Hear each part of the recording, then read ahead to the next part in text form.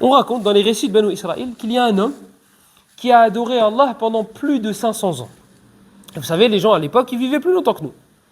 Hein? Nuh alayhi salam, il a appelé son peuple 950 ans. Il n'a pas vécu 950 ans. Il a appelé son peuple 950 ans. Et ça, c'est dans le Coran. Donc, c'était adi, les gens, ils vivaient longtemps. Et on raconte du coup qu'un homme a adoré Allah pendant plus de 500 ans. Et il était coupé du monde. Il faisait que ça, matin, midi et soir. Il adorait Allah et il ne faisait que ça. Rien d'autre. Et un jour, il est mort. Et lorsqu'il est mort, Allah subhanahu wa ta'ala lui a dit, je vais te juger avec ma miséricorde. Il a dit non. Par ton équité, ta justice. Vous savez c'est quoi équité et justice? C'est donnant-donnant. C'est moi je t'ai rendu un service tel jour, tu te rappelles? Eh bien il faut que tu me rendes service. C'est donnant-donnant. Lui il dit ça à Allah. Il dit moi je veux pas que tu me juges avec ta miséricorde. Moi je veux que tu me juges, avec ton équité et ta justice. Donnant-donnant. D'accord. Donc ils ont mis les 500 ans d'adoration ou plus d'un côté de la balance.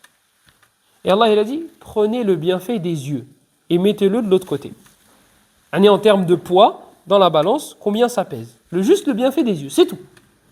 Et c'était plus fort, et c'était plus lourd que ces 500 ans d'adoration. Il a dit, jetez-le en enfer. Il a dit non, par ta miséricorde, Allah, par ta miséricorde.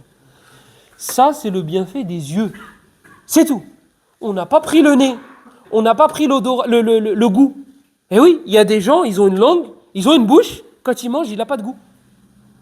Et demandez à ceux qui n'ont pas ça, vous allez voir le bienfait énorme que c'est de ressentir le goût lorsque tu mets quelque chose dans ta bouche. Pour lui, manger du pain et manger le hatab, c'est la même chose. Manger du bois et manger du pain, c'est la même chose pour lui. Si tu lui ramollis, là, ça a le même goût.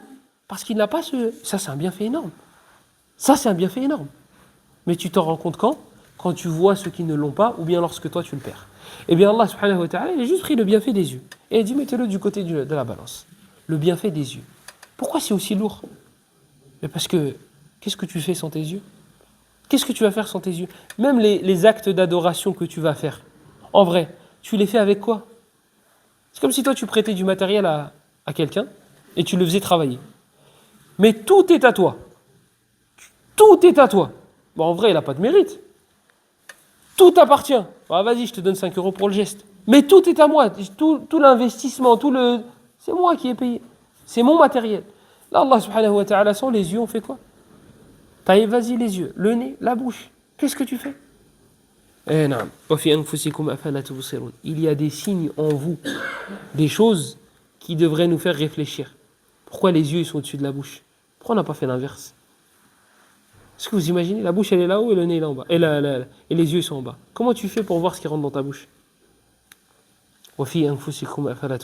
Il y a des signes en vous. Le pouce opposable. Comment on t'aurait attrapé les objets, toi, si tu n'avais pas ce pouce-là? Regardez, subhanallah, ce doigt-là, il a été mis ici pour qu'on puisse attraper les objets. Il y a des signes en vous, mais il suffit juste d'activer le mode je vais regarder. Des signes qu'il y a en nous, les intestins. Comment tu peux mettre quelque chose d'aussi immense dans un corps aussi petit? Comment tu peux expliquer qu'un nourrisson, qu'un bébé, arrive à être nourri dans le ventre d'une femme? Toutes ces choses-là, qui sont immenses et qui sont énormes, et toi, tu ne t'en rends pas compte. Tu ne t'en rends pas compte. Pourquoi? Parce que ad-dunya tamshi. Parce que tu es dans le courant, tu es dans le move et tu suis tout le monde. Et lorsque l'ange, comme il disait, il me semble que c'est Ali, radiyallahu anhu, il disait, Ali ou un autre, an-nasu niyam, fa idha matun tabahu. Il disait, les gens sont endormis. Et lorsqu'ils meurent, ils se réveillent. C'est là où tu te dis, j'aurais dû. Là, j'aurais pu et j'aurais dû. Mais c'est trop tard. Le livre d'action, il est fermé. Toi, tu as vu le ghaib de tes yeux, tu as vu le monde invisible de tes yeux, tu as vu les anges, etc. Le test, il est terminé pour toi. C'est trop tard, mon ami. Ils disent au bled, l'ifat mat. Ça y est, là, c'est terminé. C'est terminé. En fait, ça aurait été positif si l'ifat mat. Si ce qui était passé était mort, ça aurait été positif. La alayna wa la lana. Ça aurait été bien. Comme il disait Omar radiyallahu anhu. Il dit malheur à moi. Il a dit j'aurais bien aimé la shay alay wa la ilay. Donc rien pour moi. Rien pour moi et rien contre moi. Abu Bakr radiyallahu anhu, il disait malheur à moi, j'aurais aimé être un poil dans le corps d'un croyant. Quelque chose d'insignifiant, d'inexistant. Abu Bakr il dit ça. Et Omar, vous avez entendu ce qu'il a dit. Et nous, je veux faire partie des 70 000 qui entreront sans châtiment et sans je sais pas quoi. Hayhat, hayhat. هذا والله أعلم وصلى الله وسلم وبارك على نبينا محمد وعلى آله وصحبه أجمعين سبحانك اللهم وبحمدك أشهد أن لا إله إلا أنت نستغفرك ونتوب إليك وبارك الله فيكم آمين وإياكم